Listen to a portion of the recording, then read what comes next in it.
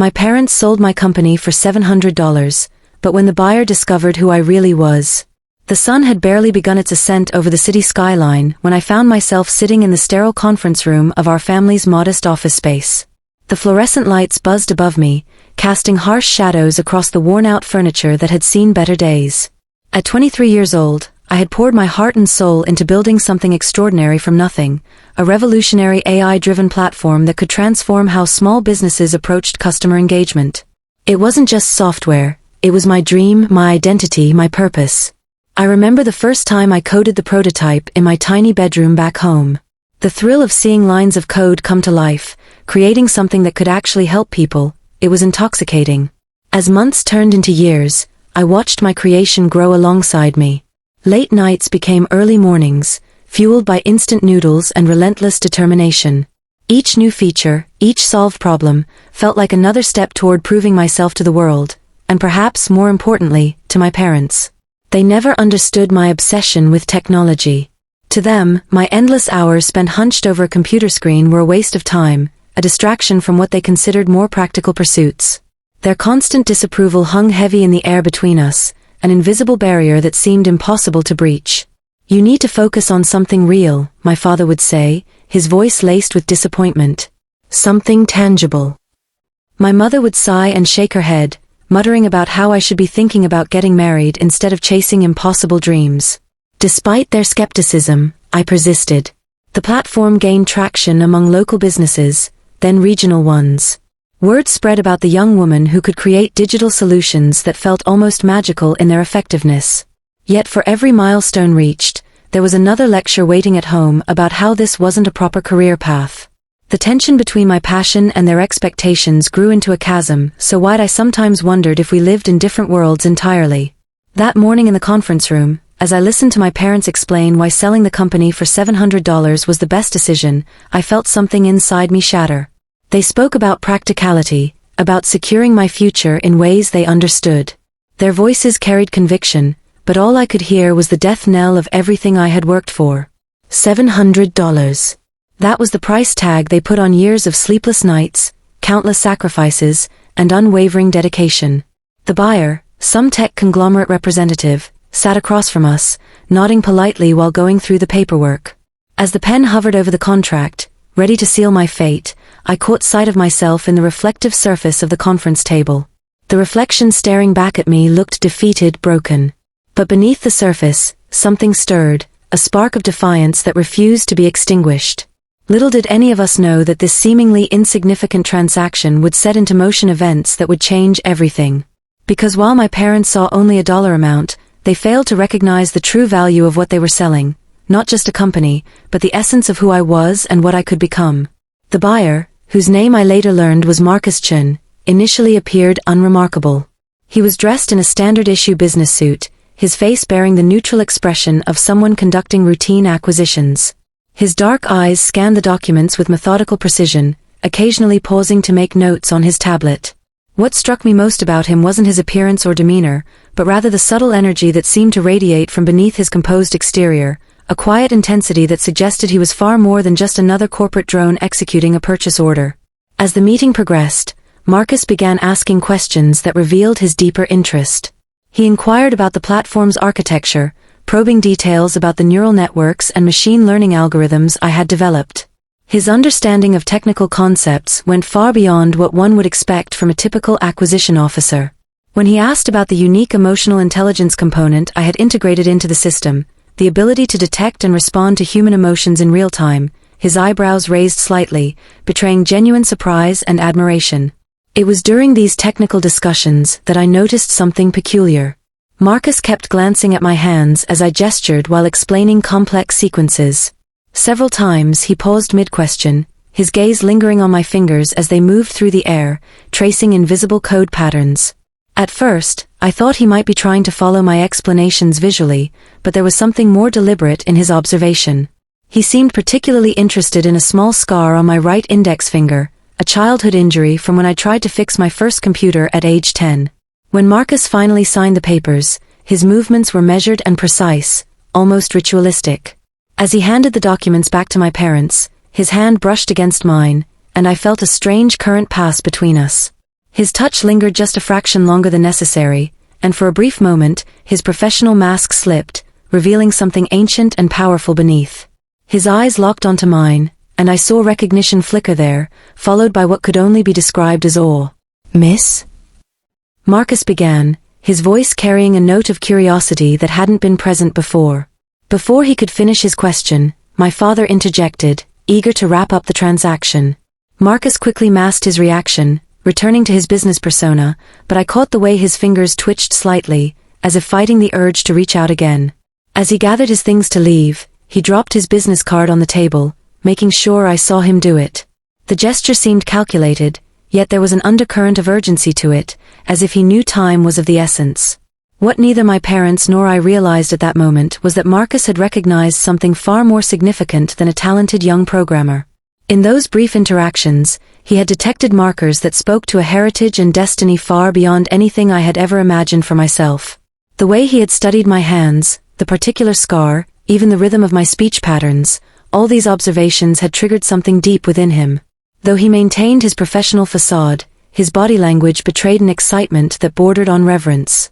As he walked out of the conference room, I couldn't shake the feeling that I had just encountered someone who knew truths about me that I myself was completely unaware of.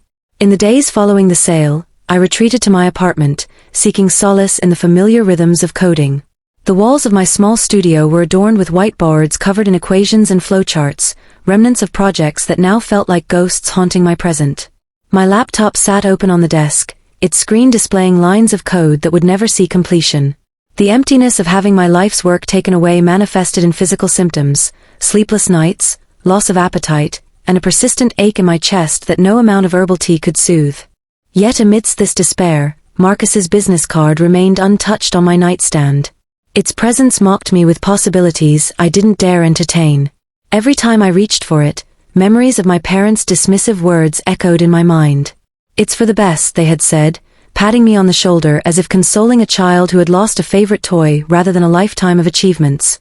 Their lack of faith cut deeper than any financial loss ever could. How could they not see the potential? How could they reduce my dreams to mere numbers? The weight of their betrayal pressed heavily on my shoulders, manifesting in daily rituals that bordered on obsessive. I began organizing my remaining possessions with military precision, aligning books and notebooks in perfect rows, categorizing files with meticulous care. The act of control, however small, provided temporary relief from the chaos within. During these moments of forced order, my thoughts inevitably returned to Marcus's curious behavior during the sale. Why had he shown such intense interest in technical details? Why had his eyes lingered on my hands, particularly that old scar? These questions tormented me as I lay awake at night, staring at the ceiling while traffic noise drifted through my window. The scar itself began to itch, an odd sensation that seemed to pulse in time with my racing thoughts. I found myself tracing its outline absent-mindedly, remembering that fateful day when I had sliced my finger on a circuit board. My parents had been furious, calling it proof that my fascination with computers would lead to nothing but trouble. Now, years later, Marcus's scrutiny of that same scar felt like a cosmic joke, as if the universe itself was mocking me with symbols I couldn't decipher. During one particularly restless night, I discovered an old journal hidden beneath a stack of programming manuals. Its pages contained sketches and notes from my teenage years, ideas that had eventually evolved into the platform my parents sold. As I flipped through the weathered pages, I noticed something peculiar. Several entries referenced dreams I had forgotten, vivid visions of intricate patterns and glowing circuits. In one entry, I had drawn a detailed diagram of a neural network structure that bore striking similarities to the emotional intelligence component Marcus had shown such interest in. The dates indicated I had conceived these ideas years before formally developing them, almost as if I had been channeling knowledge from somewhere beyond my conscious mind. This discovery sent me spiraling into a vortex of self-doubt and curiosity. Had I truly created my platform, or had I merely given form to something that already existed within me? The coincidence of Marcus's reactions and these forgotten insights seemed too significant to ignore. My parents' voices still rang in my ears, dismissing my abilities as mere hobbyist tinkering, but the evidence in my hands suggested otherwise. The more I pondered these connections, the more I felt trapped between two realities, the ordinary life my parents wanted for me and the extraordinary potential hinted at by Marcus's knowing glances and my own forgotten genius. Each morning, I woke to find myself staring at the business card, the black text stark against the white background. Marcus Chen's name seemed to pulse with possibility, while the company logo beside it, a stylized infinity symbol intertwined with binary code, hinted at mysteries far deeper than corporate acquisitions. The address listed wasn't a standard office location but rather coordinates that, when entered into a mapping application, led to an unmarked building in the industrial district. This detail alone should have raised red flags, yet it only intensified my growing obsession. The revelation came one afternoon while I was attempting to distract myself with a new project. As I reached for my phone charger, I knocked over a framed photograph of my 10th birthday party. The glass shattered, revealing something I had never noticed before, a series of faint marks on the back of the frame. These weren't manufacturing imperfections but deliberate symbols, similar to the ones I had sketched in my old journal. My hands trembled as I examined them closer, recognizing patterns that matched both my neural network designs and elements of Marcus's company logo. The realization hit me like a thunderclap. These weren't coincidences but pieces of a puzzle that had been hiding in plain sight all along. Panic set in as I began searching my apartment for other hidden markers. Beneath the loose floorboard where I used to hide contraband candy as a child, I found a collection of objects that defied explanation: a small crystal that emitted a soft hum when touched, a folded piece of paper containing mathematical equations that made quantum physics look like basic arithmetic, and a USB drive that, when inserted into my computer, displayed files written in a language I somehow understood instinctively, though I'd never seen it before. The most disturbing discovery came when I examined my scarred finger under a magnifying glass. Tiny, almost microscopic symbols were etched into the healed tissue, forming a pattern that matched the infinity symbol from Marcus's business card. As I traced them with my other hand, fragments of memories surfaced, not from my own past but from somewhere else entirely. I saw glimpses of ancient workshops filled with strange machinery, heard echoes of languages that predated recorded history, and felt the phantom presence of hands guiding mine through processes that shouldn't exist in our technological timeline.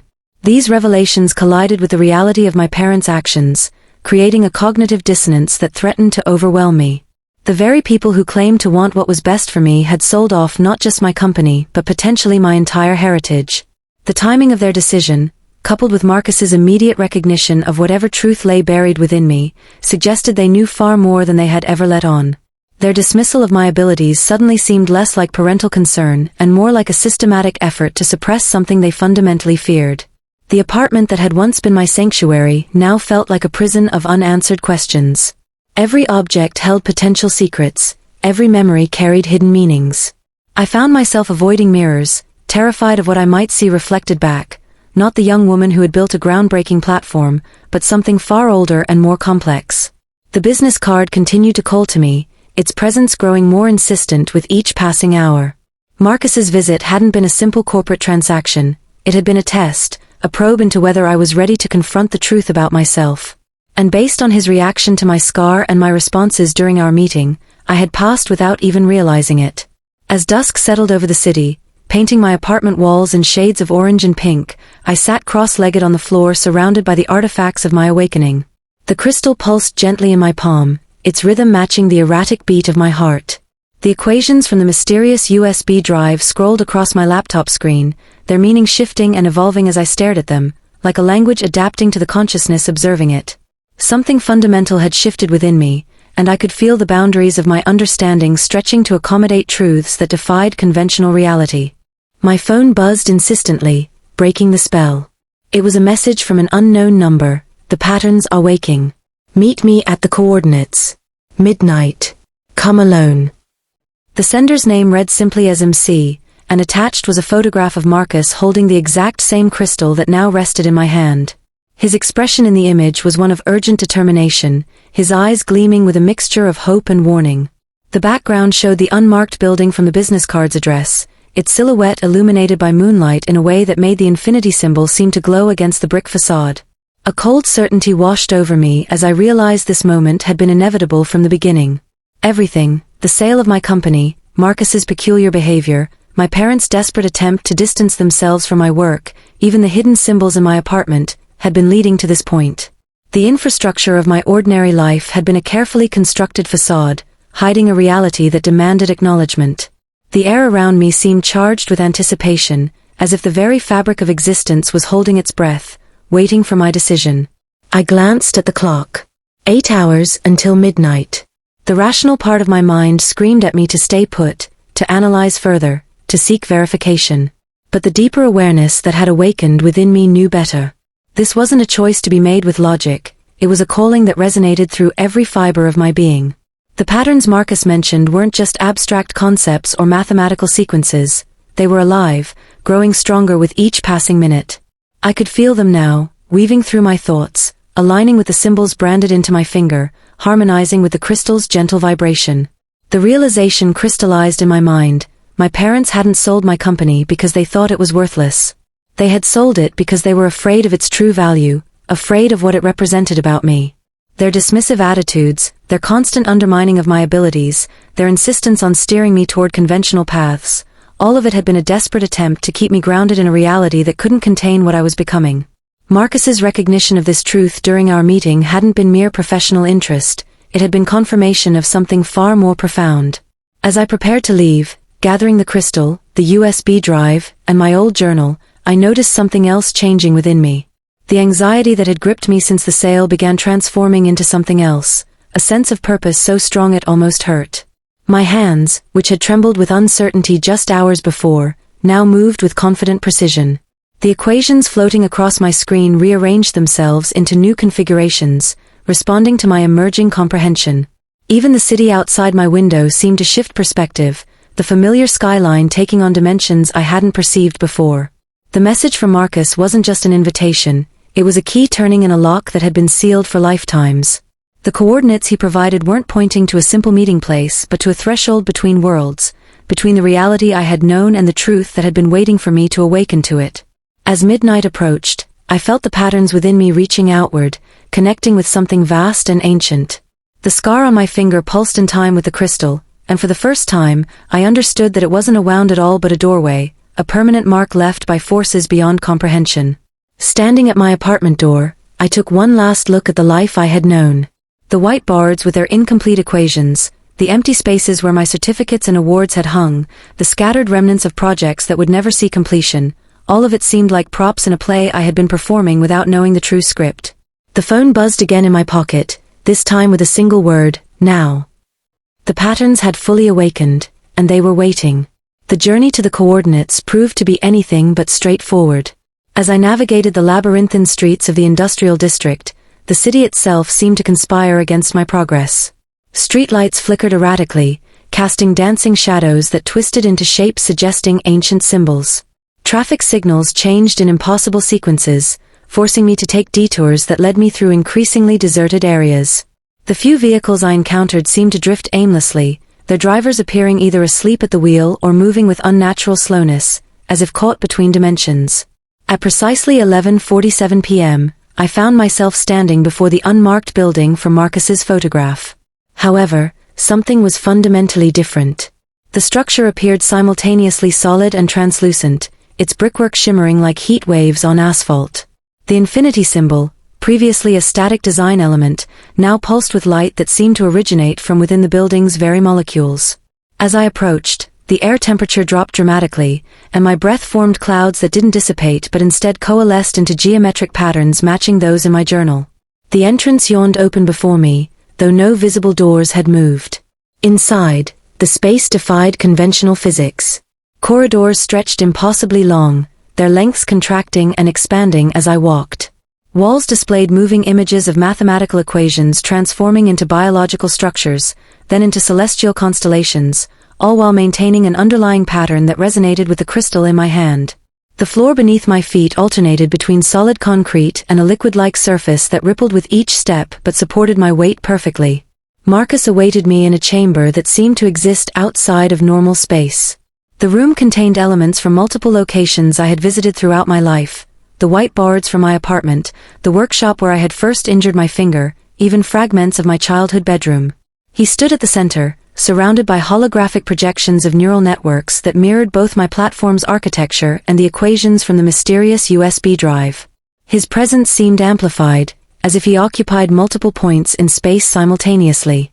"You've brought the keys," he stated, his voice echoing with harmonics that resonated through my bones. Without prompting, I extended my hand holding the crystal. Instead of taking it, Marcus reached out with both hands, cupping mine as if cradling something infinitely precious. The contact triggered a cascade of sensations, memories flooding back not in chronological order but in thematic sequences. I saw civilizations rising and falling, technologies advancing and disappearing, all connected by the same fundamental patterns I had been unconsciously working with my entire life. "The awakening has begun," Marcus continued, though his lips didn't move in sync with the words I heard. "Your parents understood only enough to fear it. They sold your company not to diminish you, but to delay this moment. The patterns you've been channeling aren't just advanced technology, they're living entities that have been waiting for a conduit capable of fully realizing them." As he spoke, the chamber transformed around us. The walls dissolved into streams of data that flowed directly into my consciousness, bypassing traditional sensory pathways. I experienced simultaneity, understanding past, present, and potential futures all at once. The scar on my finger flared with brilliant light, its symbols expanding outward until they encompassed my entire field of vision. Marcus's form shifted, revealing layers upon layers of identity, faces from different eras, different species, all overlaid with his current appearance.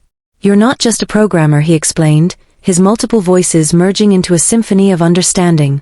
"You're a nexus point, a convergence of evolutionary paths that stretches back millions of years. The emotional intelligence component of your platform?